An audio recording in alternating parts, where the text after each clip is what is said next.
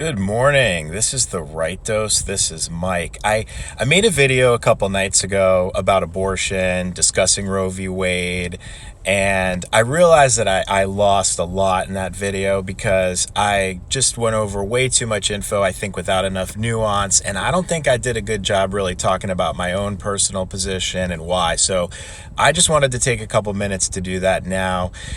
First of all, I think if you asked me in my personal life or how I would speak to my wife about it, I'm personally pro-choice to 24 weeks. I don't really believe in a late-term abortion except in, like extreme cases, medically specifically. And this is kind of my view. Let's say it was an extreme medical case with the baby.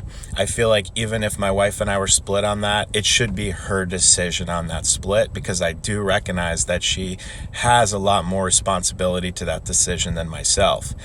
So that's kind of how I feel personally. Now, I feel like the SCOTUS decision of Roe v. Wade has just created such a political divide in this country that is why, I believe the states should have the right to vary this because the cultures in the states are so vastly different. But at the same time, I recognize that there's a lot of deep conservative values that unfortunately can come across in a very progressive fashion and not really through a form of liberty.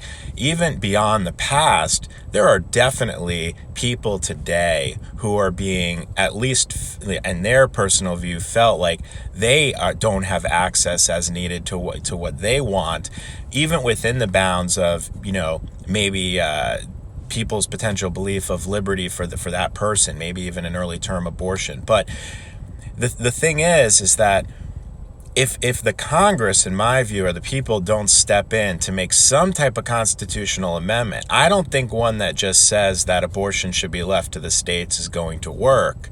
But I think that if there could be some parameters around it in a very minimal fashion that makes sense, we take this incredibly contentious debate away from those 9 unelected judges. That's my bigger concern here. Just look at those Kavanaugh hearings. I don't want that to happen on either side of the aisle. I want the best judges in there that can really interpret the Constitution and can understand if the laws make sense and are going to violate our rights. Now, beyond kind of like personally and legally, from a social standpoint, I think this is very challenging because I think the way that I was raised in education, in the education system, and, I feel like sex was basically taught to us in a way where there's no value behind it. There's no sanctity. And I don't necessarily think that's a great idea because I think most adults, or at least many, look back and say, darn, I wish most people don't say, man, I wish I would have just been way crazier. A lot of people say, I wish I would have been a little bit more conservative in that. And so I think that just speaking a little bit more honestly about this stuff could help us have a better dialogue and could help people be more responsible and make better decisions, especially young people that had, their frontal cortex might not be fully developed. I mean, geez, I feel like mine continues to develop.